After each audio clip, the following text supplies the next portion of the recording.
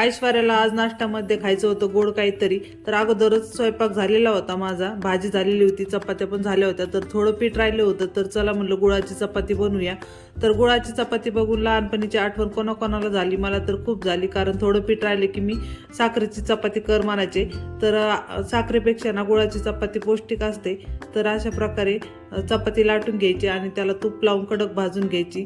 तर एकदम कडक भाजल्यानंतर चॉकलेट सारखा फ्लेवर येतो. बघू शकता किती छान झालेली आहे चपाती. तर आज गुळाची चपातीचा नाश्ता केलेला आहे, तर चला म्हणलं तुमच्यासोबत पण रेसिपी शेअर करूया.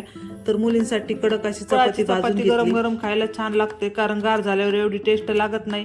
तर ऐश्वर्या खूप खुश झाली होती, गरमागरम गुळाची चपाती खायला भेटलेली आहे आज नाश्त्यामध्ये. तर दोघींनी पण इथं नाश्ता केला, त्याच्यानंतर त्यांचा डब्बा पण भरला दोघींचा, त्यांना जायचं होतं शाळेत. तर सकाळी सकाळी खूप घाई गडबड असते, कितीही आवरलं ना तर आवरतच नाही. तर त्या गेल्यानंतर माझ्यासाठी पण नाश्ता बनवून घेतला. तर मार्केट सुरू झालं, तर मी 11-12 वाजेपर्यंत काही उठत नाही, तर मग नाश्त्याला खूप उशीर होतं. तर नाश्ता बनवून घेतला आणि आता लॅपटॉप सुरू करत आहे. तर काही स्टॉकमध्ये एंट्री घेतलेली आहे, तर काही स्टॉक शोधायचे, तर इथं तेच काम सुरू होतं.